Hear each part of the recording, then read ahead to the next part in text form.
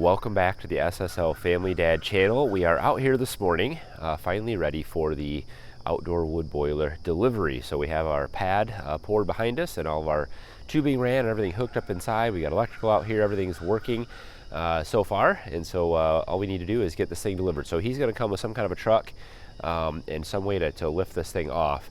The tricky part is going to be getting in this area. So I'll show you kind of some of the challenges. Once we get this thing set, then I just have to kind of hook things up, fill it with water, and fire it up, test it out. So a driveway comes up right here, and then the pad is right here. It wouldn't be that difficult, except for there's actually a septic tank right here, and right where that stump is the lid for it. So we don't want them to run over that because it's actually a lid that I built, and I'm sure it's not super strong. All right, he's here. He's got the decided to keep it down at the end of the driveway. He's got a skid steer and a trailer, and so he'll actually unload it down there with the skid steer and then bring it up.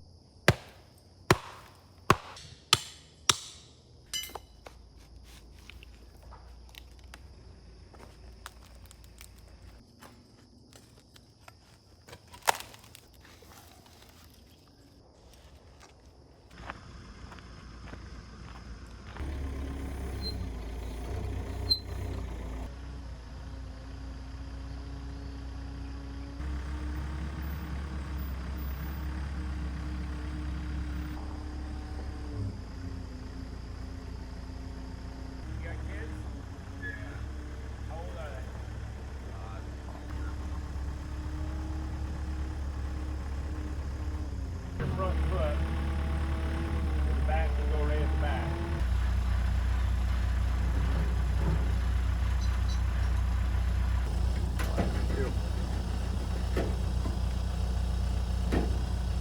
Try to catch it? Yeah, don't try to catch it.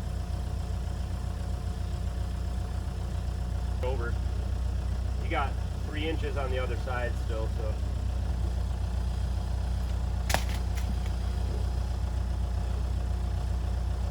Okay, go ahead. Well, that is it. It is in place. It looks good. It fit well on the pad. I think it's gonna work out really well here. So Patrick just gave me the whole run through on a lot of the details, and I've got a lot of work ahead of me getting this all plumbed in. So we've got to put all the pumps and everything in here, get all that plumbed up. We've got a little bit of electrical work to do, not much. We've got antennas to put on for the wireless connectivity for the control unit. We have the chimney to install, which is right here. It's actually 2 sections of triple wall, so that'll get up pretty high here. So we've got a couple takeout pumps to put in, a bunch of fittings. I'm probably going to need more stuff. I'll have to run up to Home Depot. So I'll probably start with all the plumbing work. That's going to be my first step, I think. All right, let's start by making this look like that, except for not with the middle pump. We're going to do, it looks like you can actually hook 3 loops up to this. So we're just going to do, I'll just do a 3/4 inch port on this side, 3/4 inch port on this side. I'm not going to worry about the 1 1/4 port in the middle. So the water will come into the pump this way. The pump will pump it down into the ground, circulating through the loop in the house, and then it will come back through the return or cold side here and back into the boiler. So I had the grounding rod buried underneath the pad. It's just where it used to be. Hook this up to the grounding lug. Hot water outlet, cold water inlet. Hot water outlet, cold water inlet.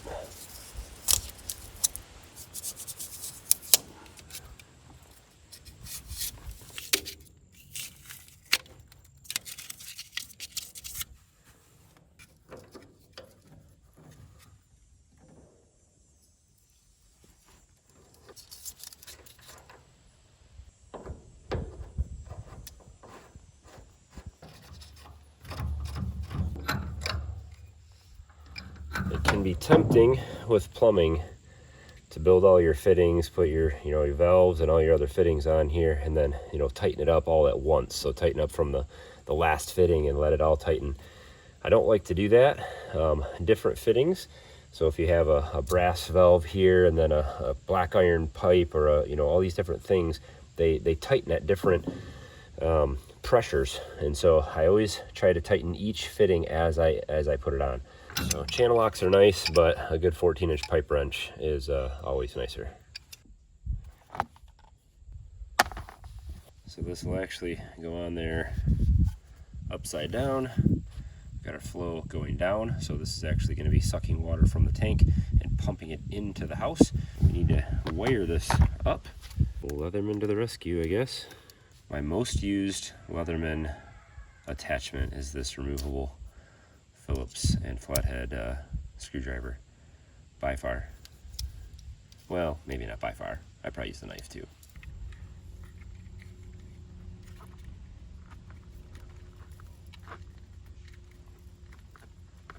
Alright, we've got a 3-conductor plug here, but we don't actually need the ground. It says it's not required, so black to black, white to white. Tuck the wires in.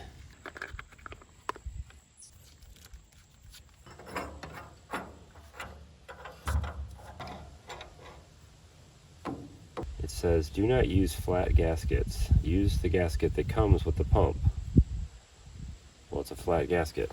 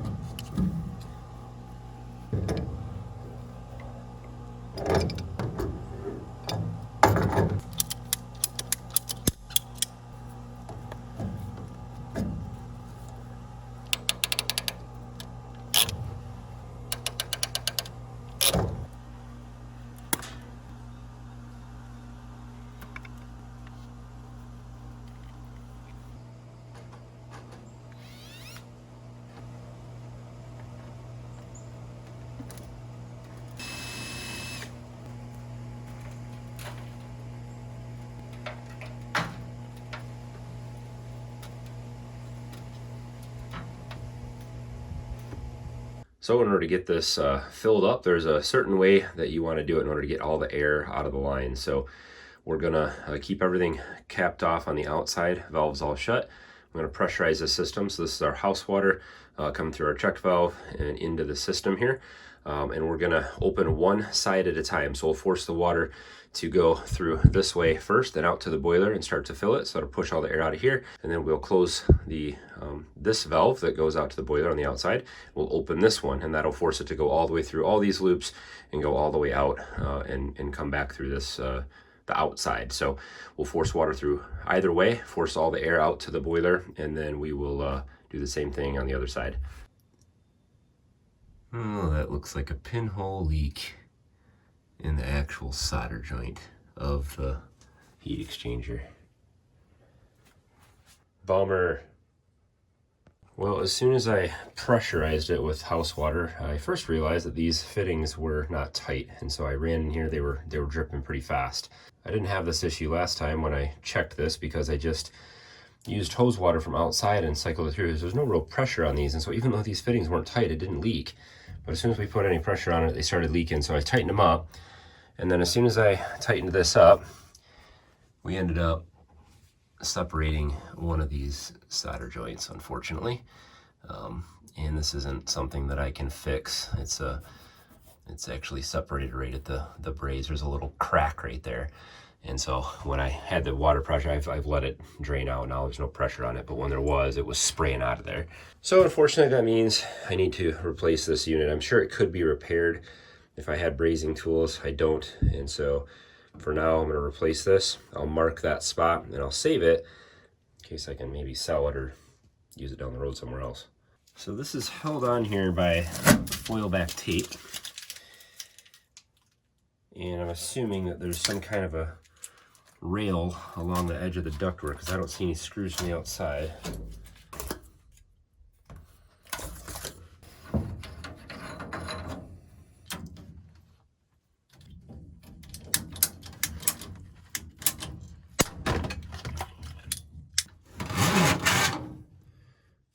This thing's actually kind of heavy.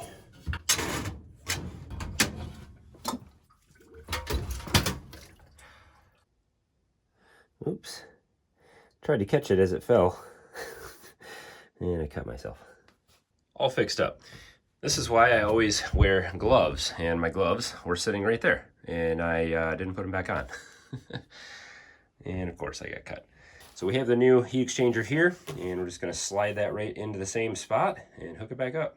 So because the new one is just a little bit narrower than the old one, I'm going to throw some of these brackets. I just cut a joist hanger, like a 2x12 joist hanger, in half. So I have made two angle brackets. So I'll just zip some sheet metal screws, just a couple in each one of these along the sides here, so that as I slide this in, it has something to rest on. I'm just not sure if it's gonna, it's just about maybe a ½ inch short on each side. So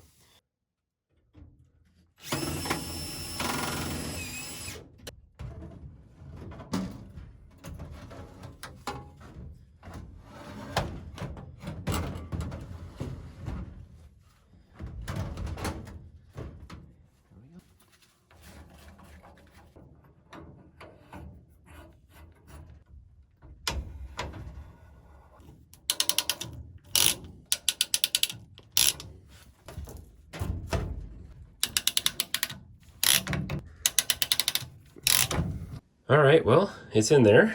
I've got it taped on the bottom, but I'll wait until I leak check everything before I retape it all up and kind of make it more permanent. So use a little bit of PEX here to just convert from the 3/4 inch thread to the 1 inch to then the 1 inch PEX L PEX. Had to buy more for those fittings, which is unfortunate because it's like, I don't know, they're like $14 a piece. Well, it's always frustrating having setbacks, but sometimes it's for the better. The more I move that thing around in there and the more leaks sprung on it, the more I realize that it's probably good that I upgrade some of this equipment. Now I'm hoping that the other one in the other furnace doesn't do the same thing, because I moved that around and wiggled it in there. And so once I get this circulating for a while, I'm not going to fire it up. I'm going to let the water circulate for 24 hours and just keep looking at everything, checking everything for leaks. So I'm going to open up the valves here and start to fill this thing up.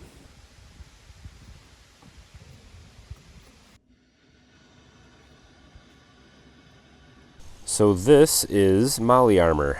This is actually a central boiler product. It's a water treatment. And so I believe that the amount of gallons that are in this, the 760 model, I need two gallons of this to treat all the water. This will inhibit rust and corrosion on the tank and all the other fittings, pumps and everything else. Part of Central Boiler's warranty is you have to put this in there and actually send a sample of the water. We'll take a sample of this after I let it run for a little bit here, and I'll send it away to them. And you have to do that every year.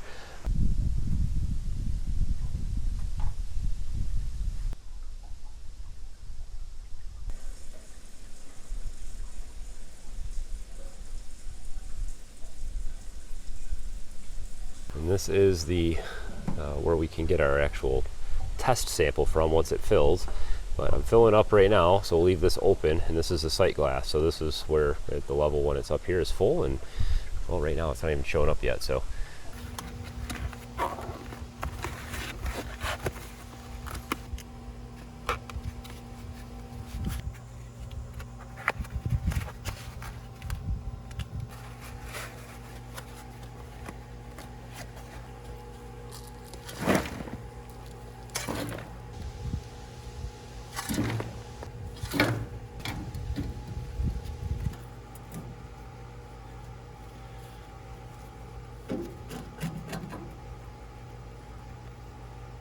well, that is pretty much the finished product as far as the install goes. So we've got both of our circulating pumps. They're flipped upside down because that's just the direction of the flow. This is the supply side, and so they're pushing down into the ground through that loop, and then the return is here back into the tank. Some instructions on how to reload it and how to use everything, I'll just leave that in here. And everything plugs in. It comes with this little surge protector, whatever you want to call it, power strip. And this is actually the power supply that goes up to the main unit itself, the whole furnace part. But the circulating pumps are on all the time. And so I just added this outlet. It's just a little jump off of this one that goes up and underneath and back up in. So that's just a little weatherproof box that'll sit inside here and power this thing. So that stays powered all the time. I'll probably leave the circulating pumps going year round as well, just to keep the water moving. They don't draw much power anyway. So, and it looks like I overfilled it. So, all right, we're getting close. We'll end this video here. This is the full installation. Everything has been installed, hooked up. We finally have no leaks, at least at this point. We're gonna let this run for 24 hours before I fire it up. I will bring you guys along for the first fire of this thing. We've got some cooler weather coming. I can't really fire it up right now because the air conditioner's running, and I'll have all that hot water cycling through all those radiators, just gonna heat the house up and cause issues. So we'll have to wait for the first fire for a couple more days, and I'll take you guys along for the whole process of firing this thing up. And man, this thing is it's a monster. I can't wait to get it going and see how well it works. So let me know what you guys think of the install of the HDX 760, the classic Edge central boiler. Don't forget to hit thumbs up on today's video. Of course, if you're not subscribed, we'd love to have you subscribe. Tag along, lots more on this, wood burning and other DIY and home improvement and whatever things I do around here. As always, guys, thanks for watching. Have a good one.